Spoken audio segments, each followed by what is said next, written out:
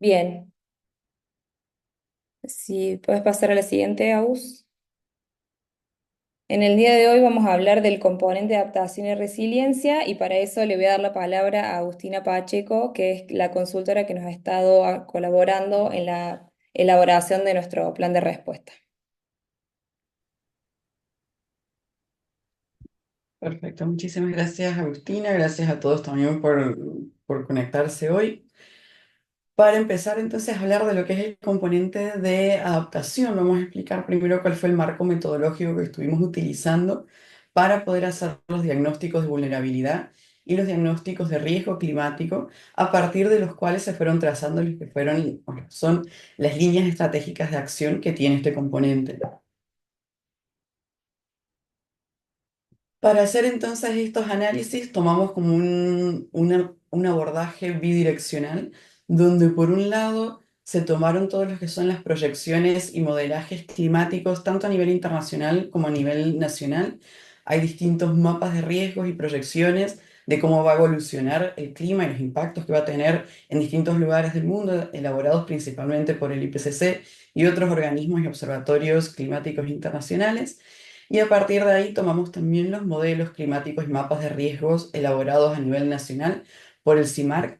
Esto es una plataforma abierta que presenta distintos mapas donde van marcando a nivel nacional los distintos impactos del cambio climático sobre el territorio. De esta manera, lo que fuimos haciendo es un proceso que se llama de localización, donde se parte de estos modelos globales y se los va bajando hasta territorio para poder entender bien cuáles son las variaciones que estamos observando del clima sobre el territorio provincial y qué impacto se proyecta que vayan a tener a futuro esas variaciones. Y por el otro lado, se hizo un trabajo directamente sobre territorio, analizando las vulnerabilidades que tienen los distintos sistemas provinciales, tanto sociales como naturales, para entender las necesidades de adaptación y perdón, y los distintos niveles de sensibilidad que estos sistemas tienen frente a los impactos que estábamos analizando. Entonces, a partir de traspolar estas dos dimensiones, podemos empezar a construir lo que es la estructura de riesgo o la matriz de riesgos climáticos que tiene la provincia y entendiendo también las necesidades de adaptación, que ahora las vamos a ver un poquito más adelante, podemos ir categorizando, si se quiere, cuáles serían las medidas indispensables para ir tomando para poder entonces enfrentar de manera efectiva a estos impactos que estábamos observando. Lo que estamos viendo acá fue la segunda parte del proceso. Estas son las opciones de adaptación que se contemplaron a la hora de hacer el plan. Y acá es importante destacar que el objetivo principal a la hora de hacer la estructura del componente de adaptación fue priorizar que sea multidimensional, es decir, que sea un abordaje holístico, que no nos quedemos con una sola opción de adaptación, sino que entendamos el problema como una situación multidimensional y que como tal necesita entonces que vayamos abordándola tanto desde las instituciones, desde la gobernanza y también desde la generación de políticas y programas que acompañen y que vayan marcando hojas de rutas, pero también en sintonía y en contacto directo con todos los actores relevantes de la provincia y también de la comunidad. En ese marco también se inscriben estas mesas abiertas y otras actividades que vamos a estar desarrollando de capacitación, de concientización para tratar de hacer que el plan sea también lo más integral y lo más abierto posible. En este sentido, contemplamos tres grandes tipos de opciones para la adaptación: opciones estructurales y físicas, donde estuvimos, eso lo vamos a ver bien ahora cuando veamos más hacia el final las líneas de acción. Estos reflejaron entonces estrategias de adaptación basadas en ecosistemas, basadas en infraestructura. En segundo lugar, opciones sociales, que es donde entran todas las medidas de capacitación, concientización y vinculación con sociedad civil y otros actores relevantes. Y finalmente, opciones institucionales, donde se trabaja desde el gobierno, asegurando, por un lado, políticas y programas de gobierno, como les decía, que marquen esta hoja de ruta y articulen a todos los actores necesarios para poder brindar estas respuestas efectivas.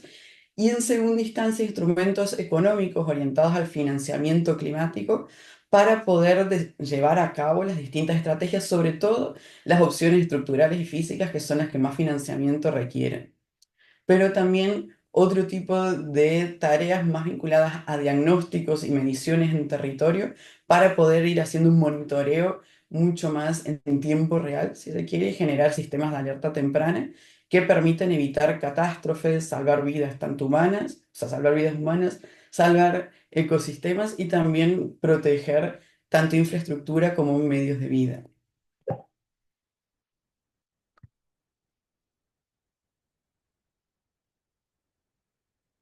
En cuanto al diagnóstico provincial, entonces, siguiendo este marco analítico que nos habíamos propuesto, las variaciones observadas, o sea, las variaciones climáticas observadas en la provincia distinguen o se dividen entre dos grandes variaciones. La primera tiene que ver con las variaciones en términos de temperatura. Lo que venimos viendo es un aumento sostenido de las temperaturas promedio que vemos en la provincia, con lo cual va generando distintos tipos de impactos.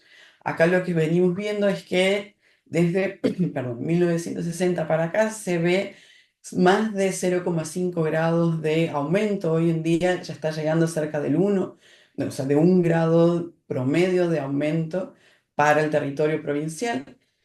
Y que con ello también ha aumentado entonces la temperatura media en este mismo periodo. La proyección para esta variación es que hacia el año 2100 estemos cerca del 1,5 grados de aumento de la temperatura promedio a nivel provincial. Los impactos directos que tiene esta variación se refieren al aumento de las olas de calor, tanto en cantidad como en extensión de las olas de calor. Lo que vemos es que duran cada vez más días y que además tenemos cada vez más eventos de olas de calor a nivel provincial. La profundización y extensión de los periodos de sequía, ese es otro de los impactos que estamos viendo en la provincia, donde la temporada o las estaciones secas, que normalmente duraban 3 meses, ahora se extienden casi la mitad del año, llegando hasta entrada la primavera, donde recién empezamos a ver las primeras lluvias. Y en tercer lugar, mayor frecuencia y propagación de incendios forestales. Si bien los incendios, el 90% de estos incendios, el origen es humano, las altas temperaturas, los vientos y la sequía favorecen un contexto para propagar muchísimo más fácil estos incendios forestales. Entonces se inician más fácil y se propagan más fácil al no tener las distintas como barreras naturales que evitarían que este fuego se pudiera propagar tan fácil. Y en términos de los impactos indirectos, los podemos distinguir en tres categorías, donde tenemos impactos ambientales o naturales, donde vemos aparición de plagas que afectan directamente los cultivos, propagación de enfermedades vectoriales, principalmente dengue, zika, chikungunya, degradación del suelo y desertificación. A nivel social, vemos un aumento en las afecciones perdón, por los impactos de las olas de calor, es decir, por golpes de calor, aumento de casos de dengue, aumento de hospitalizaciones y mortalidad por enfermedades cardiovasculares, cerebrovasculares, respiratorias y renales. Y en términos económicos, la reducción de la productividad y la calidad de los cultivos, ya que este sector es ampliamente vulnerable frente a los cambios tanto en las temperaturas como en las precipitaciones, sumado a las plagas que son cada vez más difíciles de controlar. La segunda macrovariación que estamos viendo a nivel climático en la provincia tiene que ver con los cambios en los patrones de las precipitaciones, donde lo que vemos es un aumento anual en la intensidad y frecuencia de las precipitaciones en temporada de verano. ¿Qué quiere decir? Nosotros tenemos una extensión de la temporada de sequía y luego cuando llega la primavera y sobre todo en verano, tenemos casos de diluvios donde básicamente llueve todo lo que no vino lloviendo los meses anteriores. Y estos son impactos que los hemos visto de primera mano en los últimos años en la provincia, donde de repente en pocas horas caen muchísimos milímetros de agua, superando la capacidad de absorción de todos los sistemas y generando entonces inundaciones. Y lo que se proyecta es que esta tendencia vaya en aumento y que vayamos teniendo cada vez más de este tipo de eventos.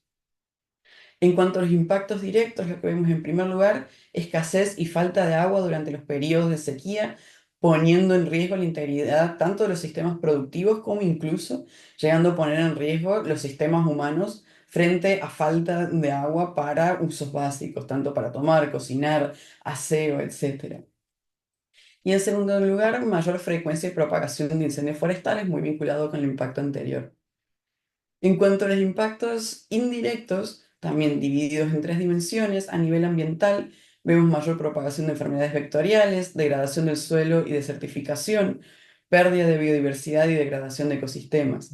A nivel social, tenemos mayores inundaciones cuando se dan estos eventos, cortes en el suministro de agua y también de corriente cuando tenemos grandes tormentas que afectan el tendido eléctrico. A nivel económico, tenemos pérdidas de cultivos, daños a infraestructura y pérdidas materiales a causa tanto de las inundaciones como en los eventos de pedrada, que también vemos pérdidas materiales.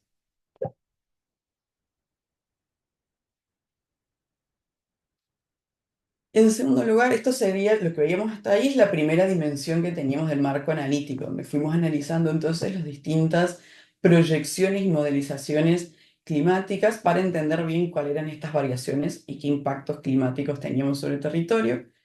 En la segunda dimensión, lo que hicimos fue tomar el índice de vulnerabilidad social ante catástrofes para entender las características que tienen los sistemas sociales dentro de la provincia, tomando dimensiones como poblaciones o cantidad de hogares con hacinamiento, poblaciones con riesgo, ya sea por ser niños o ser personas de gran edad, o personas más ancianas, personas con enfermedades, casas que no cumplen con los parámetros suficientes para poder hacer frente a distintos tipos de eventos, entre otras dimensiones. En este sentido, se pudo armar esta matriz de vulnerabilidades, donde se fue categorizando cada una de estas dimensiones, donde tenemos la dimensión social, económica, física, ambiental e institucional, y se pudo ir entonces estableciendo el nivel de vulnerabilidad, es decir, cuán sensibles son cada uno de estos sistemas frente a los impactos que estábamos identificando, siendo en este sentido la dimensión económica y ambiental las más altas en términos de vulnerabilidad, seguidas por la dimensión social, donde vemos un índice de vulnerabilidad bastante alto en gran porcentaje de la población de la provincia, lo cual pone en riesgo muchos sistemas sociales frente a estos impactos.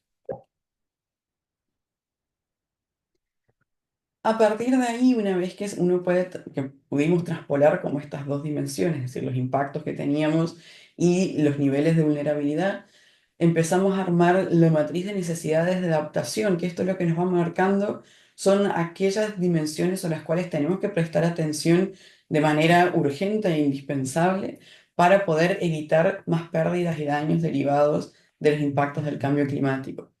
En este sentido, ahí como pueden ver, se condicen bastante con las distintas dimensiones de la vulnerabilidad, las necesidades de adaptación, donde tenemos entonces necesidades físicas y ambientales, donde reconocen la necesidad de mantener y restaurar los servicios ecosistémicos, mejorar la evaluación y el monitoreo de los ecosistemas, mejorar la infraestructura para evitar inundaciones y recuperar los bosques nativos luego de los incendios.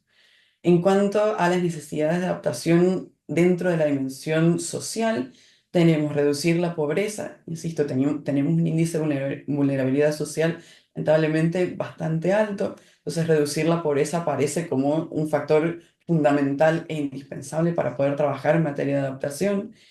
En segundo lugar, asegurar el acceso a cloacas y agua corriente a todos los hogares, mejorar la educación y la concientización respecto a medidas de protección ante olas de calor, incendio y enfermedades vectoriales, y promover mejoras en la construcción de los hogares en áreas vulnerables, principalmente a inundaciones. Dentro de la dimensión institucional, se identifica la necesidad de mejorar las capacidades humanas y tecnológicas de áreas clave vinculadas a la gestión de riesgo y a la protección ambiental, y mejorar la comunicación y coordinación inter e intrainstitucional. Luego, en información, capacitación y recursos, se identifica la necesidad de incorporar tecnología como uso de herramientas informáticas, sensores, sistemas de IoT, entre otros, para mejorar, eficientizar y coordinar procesos y protocolos, tanto de acción y respuesta como de monitoreo constante y de alerta temprana, y generar y actualizar y transversalizar esa información que se va recabando. Y finalmente, en vinculación con el sector privado, se observa la necesidad de implementar una estructura de gobernanza que incorpore a este sector en los procesos de toma de decisión.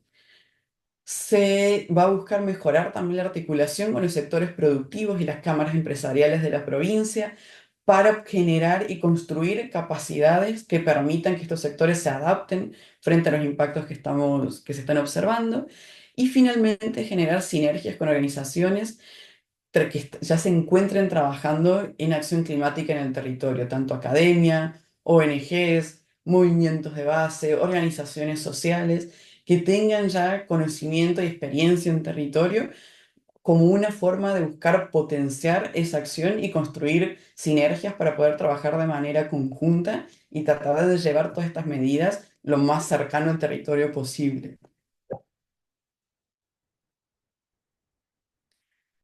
A partir de ahí, entonces, se pudo empezar a armar esta matriz de amenazas climáticas y ir categorizando a cada una de estas amenazas. Estas amenazas son lo que veíamos en la grilla al inicio, cuando teníamos todas las variaciones y los impactos.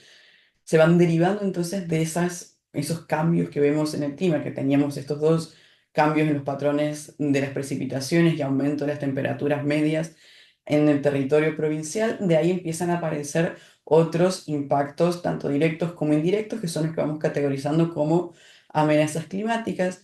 En este caso se identifican para la provincia la aparición de plagas, inundaciones, eventos de olas de calor, procesos de desertificación, enfermedades vectoriales, incendios forestales y periodos de sequía o de gran escasez de agua. Y lo que se va haciendo a partir de identificar todas estas amenazas es categorizarlas de acuerdo a los impactos que tienen, es decir, si son impactos insignificantes o impactos catastróficos, y la frecuencia con la cual suceden, es decir, si son improbables o si son frecuentes, y a partir de ahí se va armando entonces la matriz. De esta manera tenemos estas amenazas, aumentos en los episodios de ola de calor, y lo que vemos es que el nivel de riesgo asociado a esta amenaza es alto, ya que es una amenaza frecuente, que cuando nos vemos expuestos a este tipo de eventos, el nivel de riesgo es bastante alto. Los impactos que generan se categorizan bajo la etiqueta de mayores, ya que generan fuertes impactos, sobre todo en la salud y sobre todo de aquellos sectores de la población que están o más expuestos o que son particularmente vulnerables frente a esta amenaza. En segundo lugar, tenemos la propagación de enfermedades vectoriales con un nivel de riesgo extremo, ya que son muy frecuentes y los impactos son extremadamente graves. Esto lo que estamos viendo es que hay una tendencia, lamentablemente en la provincia, en realidad en todo el país, pero centrándonos en nuestro nivel de análisis, que es la provincia de Córdoba, donde antes teníamos casos sobre todo de dengue en temporadas muy específicas, sobre todo durante los meses de enero y febrero, o sea, arrancando en diciembre, pero sobre todo en enero y febrero, que eran las épocas de más lluvia y mayor humedad, y luego no teníamos tantos casos a lo largo, durante el resto del año. Lo que estamos viendo desde hace unos años es que ya sí vemos a lo largo de todo el año casos de dengue, lo cual hacen que esta frecuencia sea constante, que no tengamos ya temporadas específicas, sino algo que se va manteniendo a lo largo de todo el año. Se intensifica claramente en las temporadas de primavera y verano, pero lamentablemente se va viendo también a lo largo de todo el año.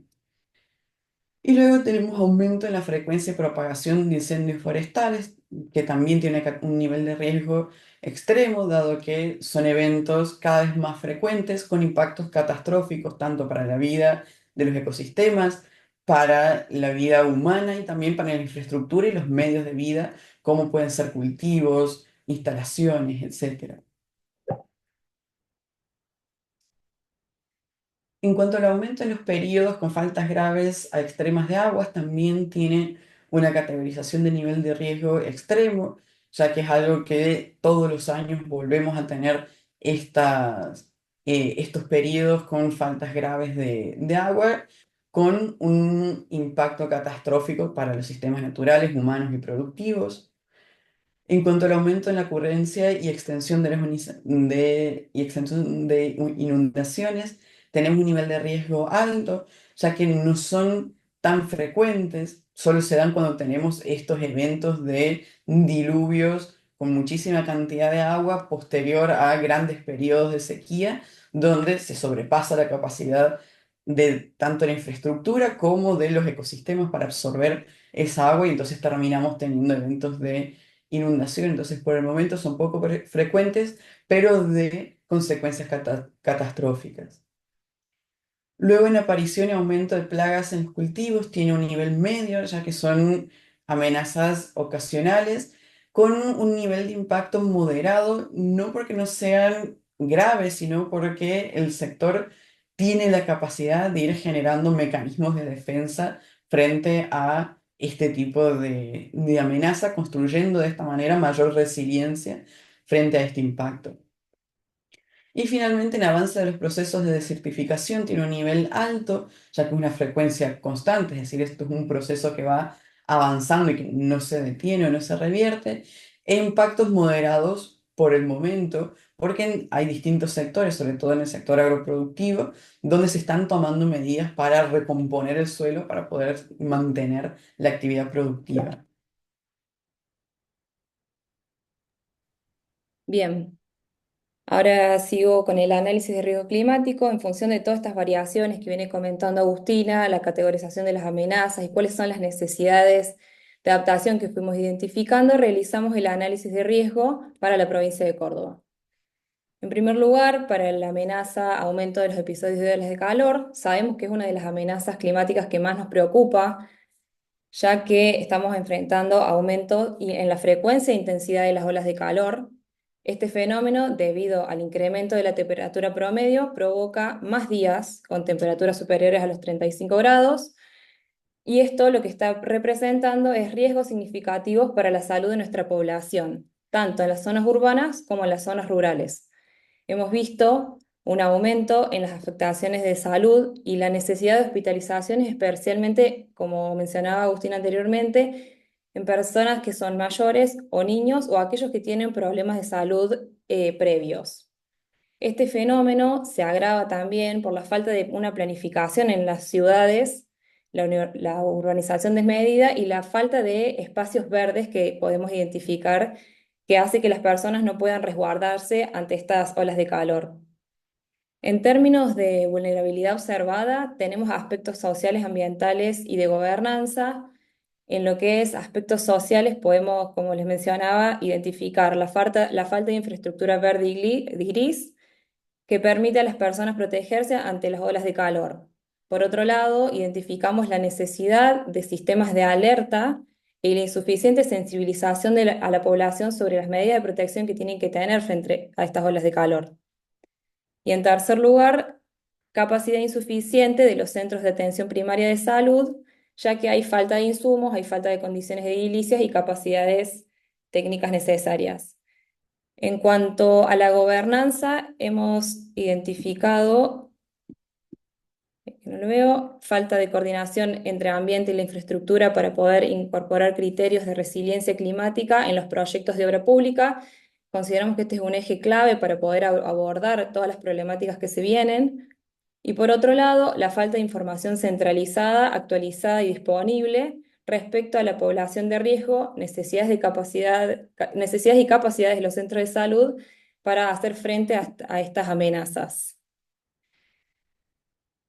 Además, podemos identificar que el calor extremo afecta la...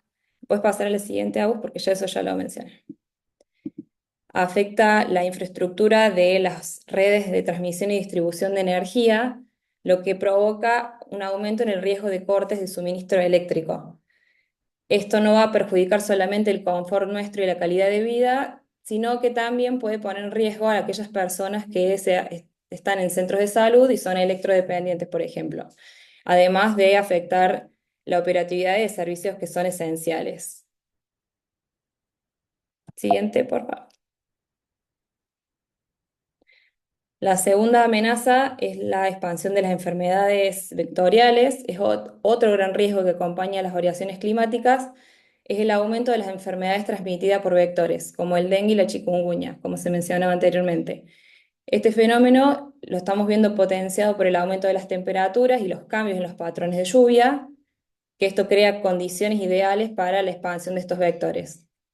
Si la población más expuesta incluye aquellos que están en asentamientos informales en las zonas urbanas y las comunidades rurales dispersas, que son aquellos quienes tienen más desafíos en términos de prevención y acceso a un servicio de salud. En áreas urbanas, la acumulación de los residuos es lo que va a fomentar la generación de más de estas plagas, que a menudo se convierte, son los que llamamos los criaderos de mosquitos y agravan la situación profundamente. En las zonas rurales, el almacenamiento de agua sin control adecuado va a generar el espacio propicio para estos vectores. Aquí también identificamos vulnerabilidades sociales, ambientales y de gobernanza.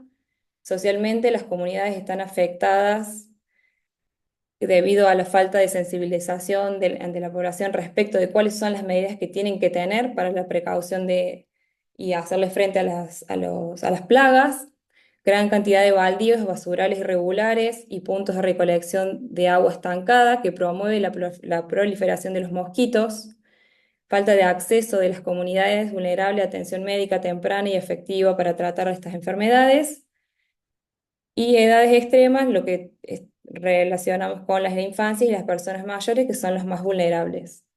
En cuanto a vulnerabilidad ambiental, hay una mayor proliferación de mosquitos debido a la reducción de las temporadas de bajas temperaturas. Y en cuanto a la gobernanza, identificamos la insuficiencia de campañas preventivas y concientización hacia la población. En la siguiente, porque eso ya lo mencioné. Y en tercer lugar, la amenaza de incendios forestales. Sabemos que los incendios forestales representan otra gran amenaza de alto impacto en nuestra provincia, que tiene una serie de riesgos profundos y complejos. Sabemos que el cambio climático incrementa la temperatura promedio, prolonga los periodos de sequía y esto, sumado a los fuertes vientos, crean el escenario que es perfecto y favorece la propagación de los incendios. Esto no solamente va a exponer a las comunidades rurales, sino también a las urbanas que están cerca de estas zonas afectadas.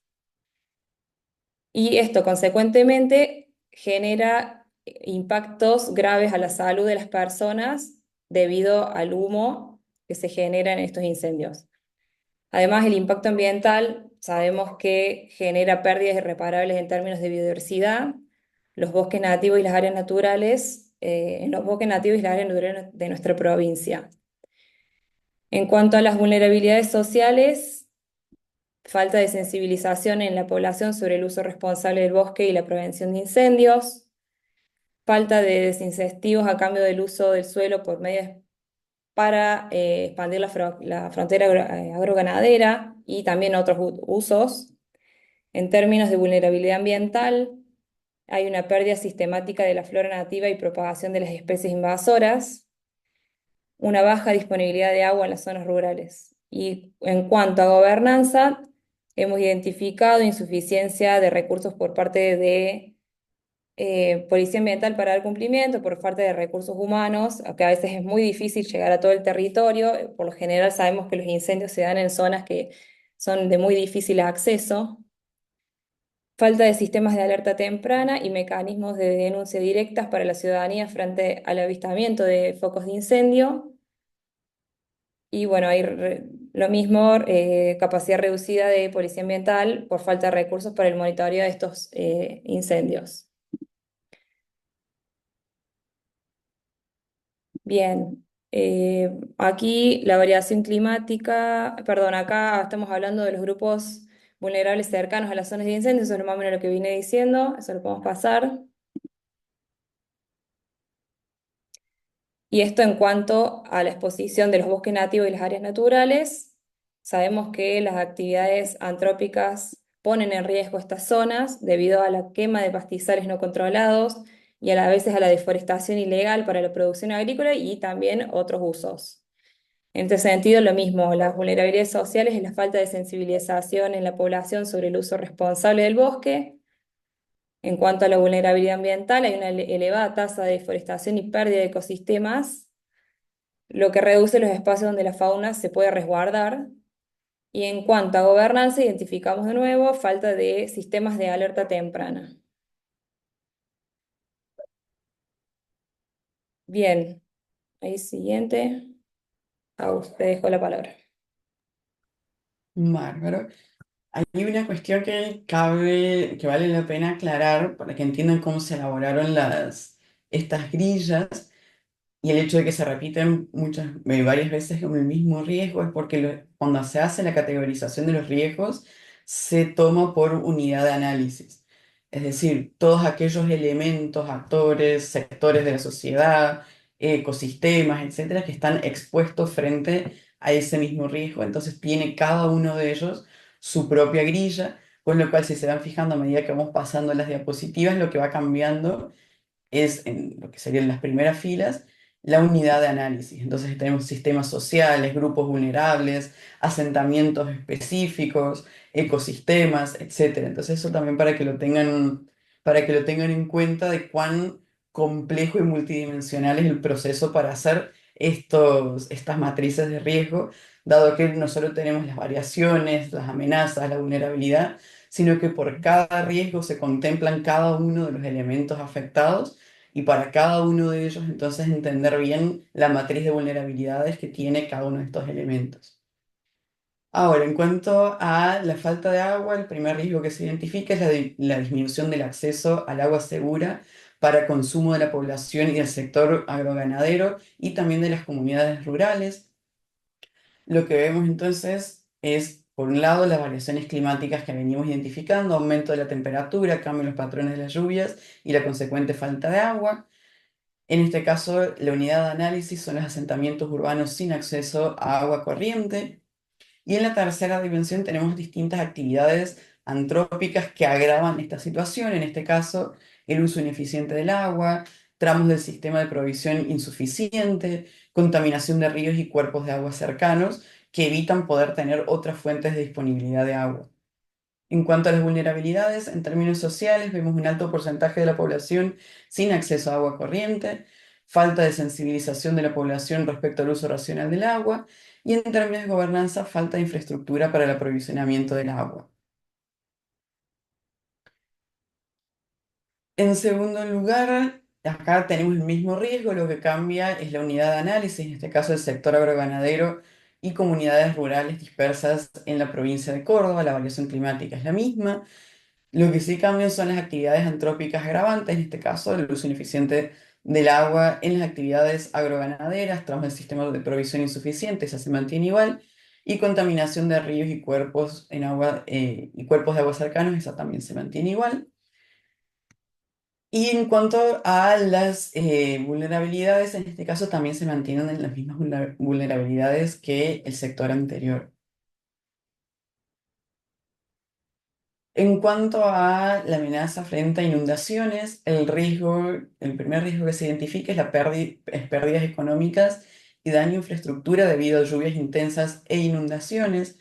Aquí en variaciones climáticas lo que tenemos son prolongados periodos de sequía seguidos de fuertes precipitaciones concentradas, estos eventos de diluvio de los que veníamos hablando.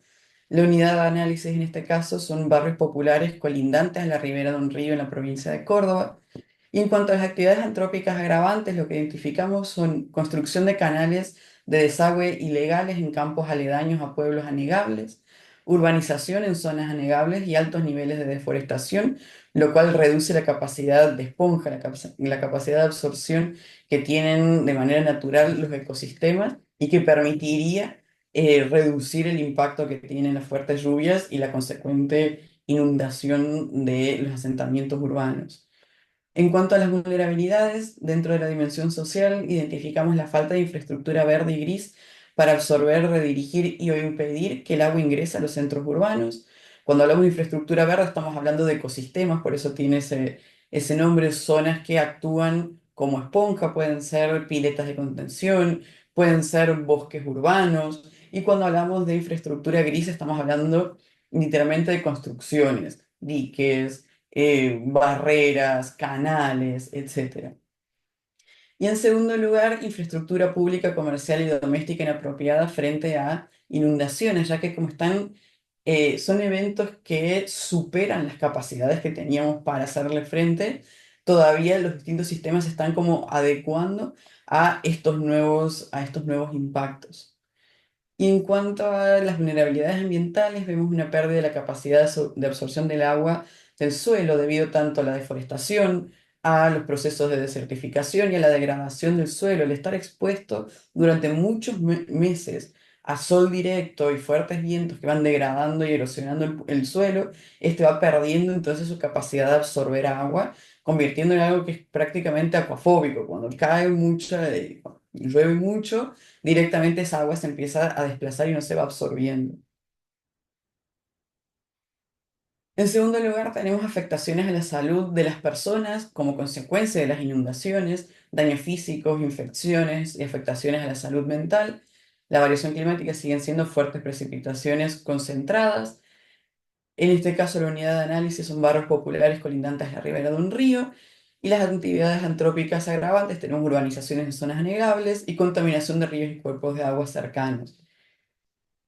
En cuanto a las vulnerabilidades, dentro de la dimensión social vemos la falta de sistemas de alerta temprana, principalmente en barrios populares, la falta de infraestructura para evitar que los residuos ingresen a los cursos de agua y edades extremas como infancias o personas mayores o personas con condiciones preexistentes que se vean agravadas frente a estas situaciones.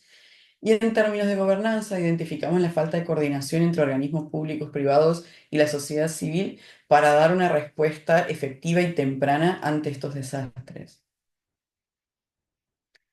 Luego, frente al riesgo de aumento, frente a la amenaza de aumento de plagas, el riesgo que se identifica es la pérdida de cultivos a causa de aparición y propagación de plagas y enfermedades.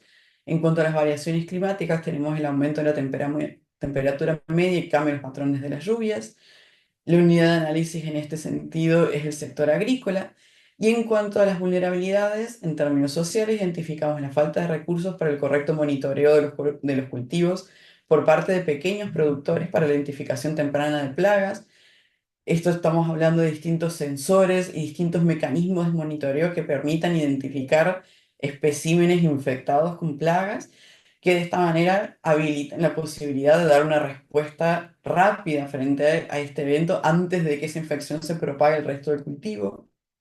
Y en cuanto a vulnerabilidades ambientales, tenemos la presión sobre los recursos de agua escasos y cultivos afectados por los cambios en las condiciones climáticas, llevando a un aumento en la susceptibilidad ante enfermedades. Cuando hay más calor, cuando los cultivos están expuestos a distintos niveles de estrés, ya sea por las temperaturas, ya sea por la falta de agua, ya sea incluso por la degradación del suelo, que no les brinda los nutrientes que necesitan, entonces se vuelven mucho más susceptibles a poder hacer poder hacer frente ante la invasión o la aparición de distintas plagas. Finalmente, en cuanto al proceso de desertificación, el riesgo que se identifica es la afectación a los medios de vida de comunidades rurales debido a la desertificación.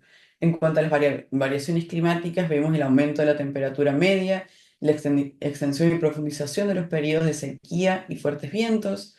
La unidad de análisis en este caso son las comunidades rurales distribuidas en toda la provincia.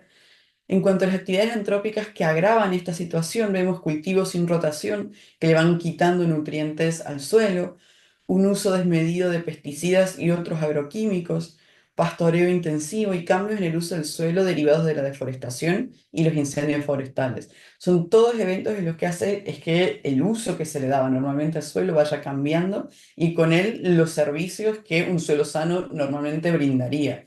Entonces, este se va degradando y deja de brindar esos servicios como absorber el agua, generar nutrientes, permitir el crecimiento de materia vegetal en el suelo, etcétera. Y con ello vamos viendo entonces este avance de la desertificación, que son suelos absolutamente estériles y áridos que no son capaces de generar estos servicios. En cuanto a las vulnerabilidades, dentro de la dimensión social vemos la falta de capacidades para abordar la degradación y la erosión del suelo. Son procesos muy complejos que implican reinserción de nutrientes, cambio de suelo, incluso inserción de nueva tierra con todos estos nutrientes que hacen falta para poder empezar a recomponer ese suelo que una vez que ha llegado a este nivel es muy difícil de recuperar. y baja capacidad adaptativa de las comunidades rurales frente a la pérdida de su principal medio de vida. En cuanto a las vulnerabilidades ambientales, vemos la pérdida de vegetación, pérdida de cobertura vegetal.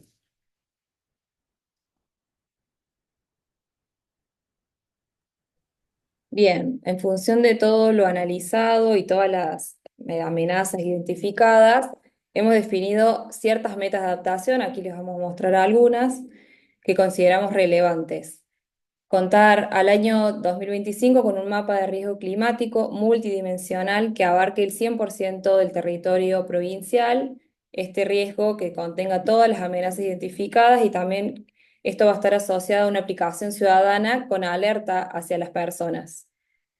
En segundo lugar, propusimos desarrollar en el periodo 2024-2025 un censado del arbolado urbano y los espacios verdes en los principales centros urbanos de la provincia, esto vinculado a las olas de calor, promover que las plazas y espacios verdes de los principales centros urbanos de la provincia cuenten con todos estos espacios y bebederos para aumentar la resiliencia de la población ante las olas de calor, fomentar la implementación de la infraestructura verde y gris, orientada a evitar las inundaciones en los centros urbanos anegables. Esto es lo que estamos notando año a año, que es una problemática real.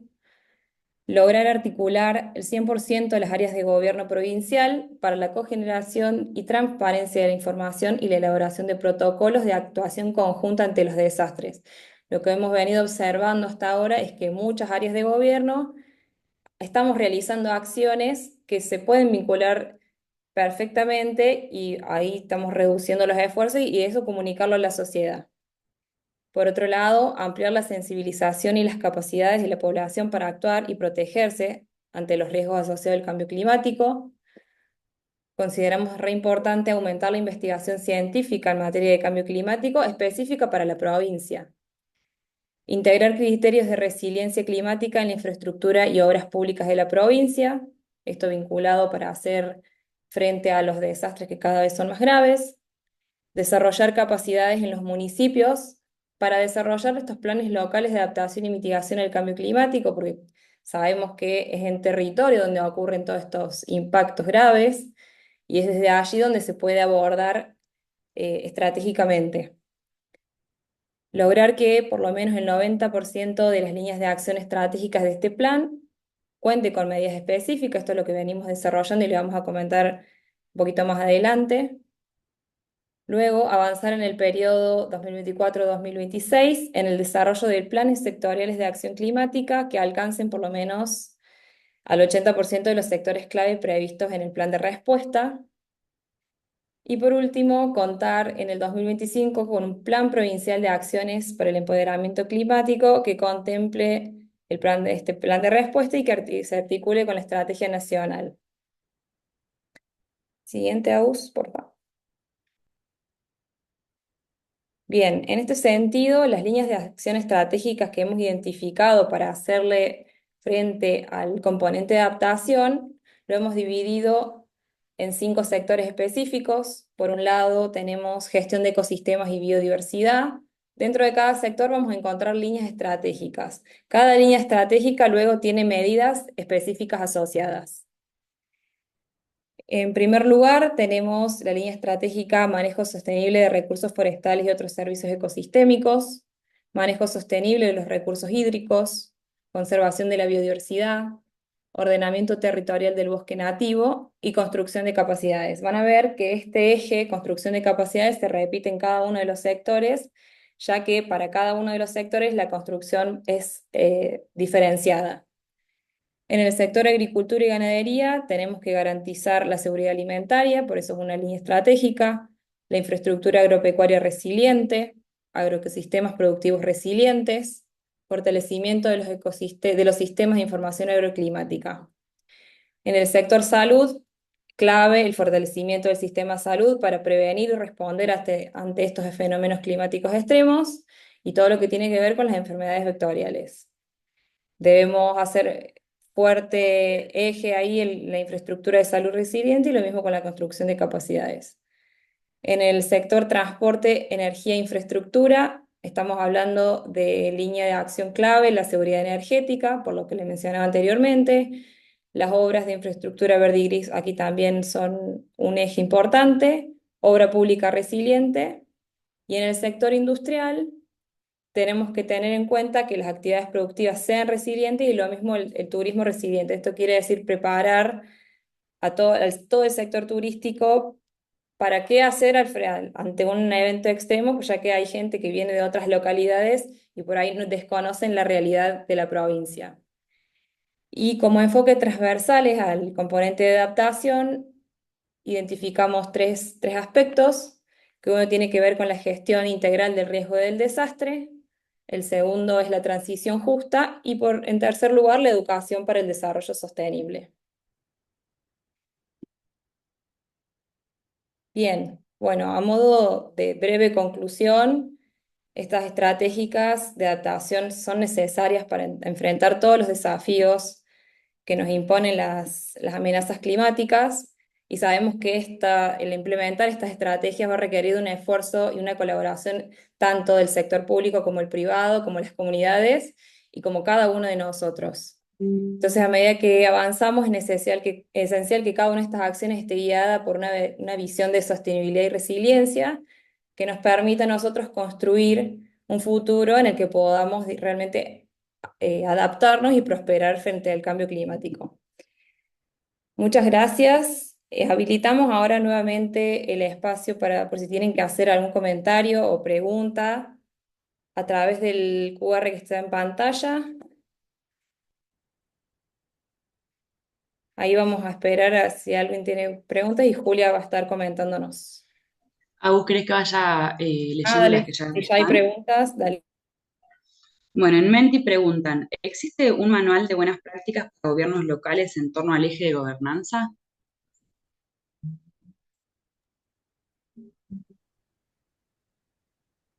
Hasta la actualidad no hay un manual elaborado, pero se prevé la elaboración del mismo en el plan de respuesta. Es una de las cuestiones a elaborar. Así que sí, próximamente. Bien, acá en el chat de Zoom, Marina Alaví dice, buenos días, un gusto estar aquí de Proética y CDA UCC. Les dejo mi contacto para quien desee conectar. Bien, Marina, bueno, tomamos contacto y nos comunicaremos. Silvia Carriazo, buen día, me gustaría saber dónde puedo dirigirme y obtener respuesta para acceder a una audiencia para conversar sobre una propuesta concreta de trabajo que hace básicamente al punto de adaptación institucional, construcción de sinergias. Mi tesis de maestría fue justamente gobernanza y protección ambiental en contexto de regionalización.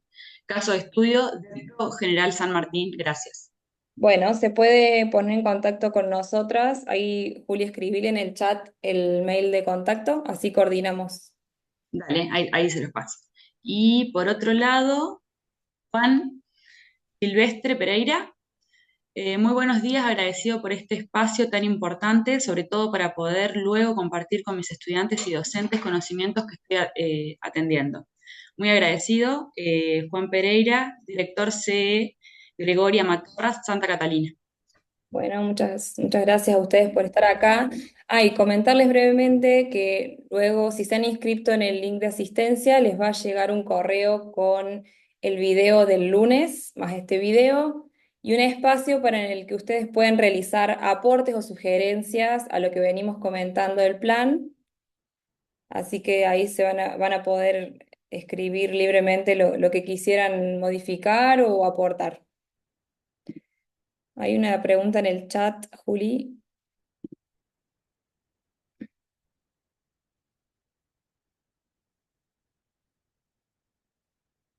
Bien. Marina, sí. Sí, Marina pone con qué área debemos contactarnos para el desarrollo de políticas ambientales sustentables que consideren lagos y cuerpos de agua. Ponete en contacto con nosotras, Marina, y después ahí derivamos al área correspondiente. Ahí pasamos el correo. Bien. Juan Silvestre dice, ¿me sugieren un sitio o página para acceder a recursos educativos para llevar al aula saberes? Agus, ¿vos tenés ahí ese dato? Sí, está la página de UNCC Learn, ahí les escribo en En el chat es una página de Naciones Unidas que tiene un montón de videos, cursos y demás recursos que se pueden utilizar para llevar justamente al aula conocimientos vinculados a ambiente y sobre todo vinculados a cambio climático y tienen muy buenos recursos. Ahí les comparto en el chat cómo se llama. Lo pueden buscar, hay en varios idiomas, hay muchos cursos en español y si no los que están en inglés tienen la posibilidad de ponerle subtítulos, así que son bastante accesibles. Leo otro. Luz Rodríguez dice, buenos días, hace poco me recibí de la licenciatura de Ciencias Políticas de la Universidad Nacional de Córdoba y mi tesis fue en relación a la conservación de la biodiversidad. ¿El estímulo a la investigación científica va a alcanzar las ciencias sociales?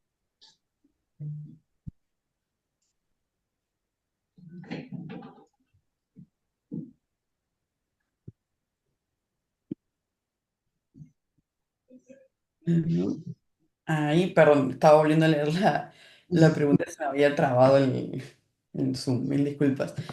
Sí, sí, sí, la idea, de la misma manera que el plan es multidimensional, prácticamente todas las medidas van a tener ese mismo abordaje.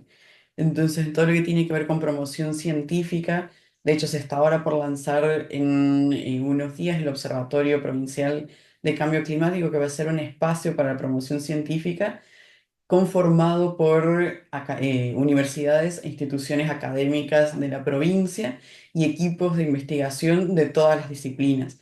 Entonces, en ese marco y tanto, después irá trabajando también con el Ministerio de Ciencia y Tecnología para promover líneas de investigación en estas temáticas, pero la idea es que se puedan conformar equipos multidisciplinares para hacer esta o para llevar a cabo estas investigaciones. Y ahí definitivamente todo lo que tiene que ver con ciencias sociales va a ser fundamental para distintas dimensiones como la gobernanza, política climática, incluso el vínculo entre la política provincial, nacional e internacional. Así que ahí no se preocupen que hay espacio para que todos tengamos algo por aportar.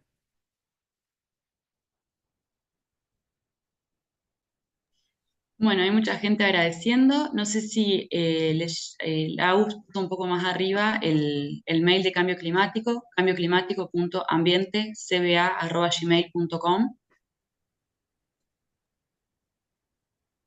Bien, y recordarles lo de la asistencia, por si alguno no se ha anotado. Juli, pásale de nuevo el link. Dale.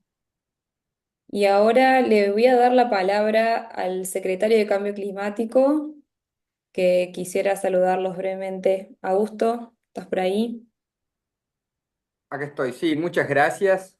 Bueno, simplemente ahí para saludar a todos, agradecer a Agustina Cruz, Agustina Pacheco, la verdad que dos profesionales que tenemos, la verdad, acá en el equipo de la Secretaría de Cambio Climático del Ministerio de Ambiente, muy valiosas, que bueno, son especialistas en el tema y bueno, están llevando este plan provincial, eh, la verdad, de una manera increíble.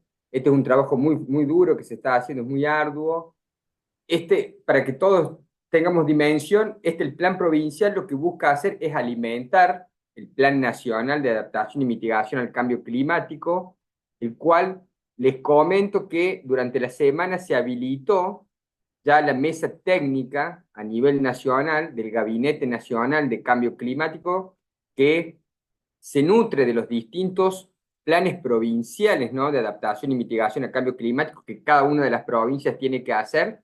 Así que simplemente eso, comunicarles que a nivel nacional se está avanzando en esta cuestión. Así que todo esto que venimos haciendo, venimos trabajando, va a alimentar este plan nacional y va a permitir que Córdoba cuente con un plan provincial de adaptación y mitigación al cambio climático que, bueno, que con todos los beneficios que esto implica, ¿no?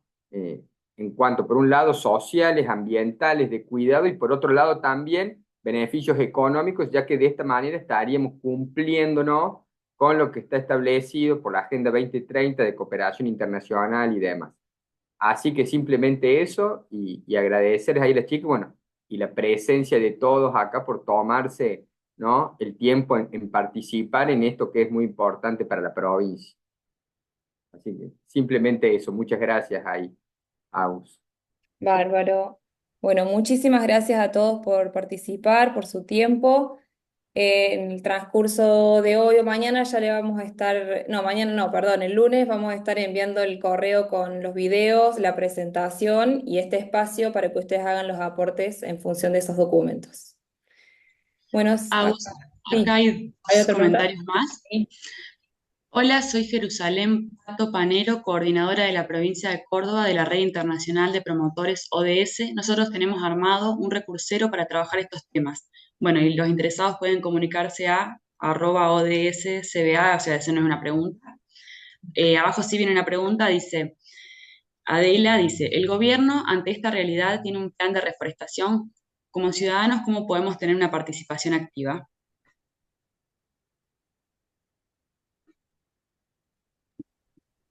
El gobierno de la provincia, bueno, ahí el gobierno lanzó de restauración, un plan de restauración ecológica acá fue lanzado hace aproximadamente 15 días con todos los viveros aliados, ¿no? Que está conformado por las distintas ONG y demás que trabajan en conjunto con el Ministerio de Ambiente.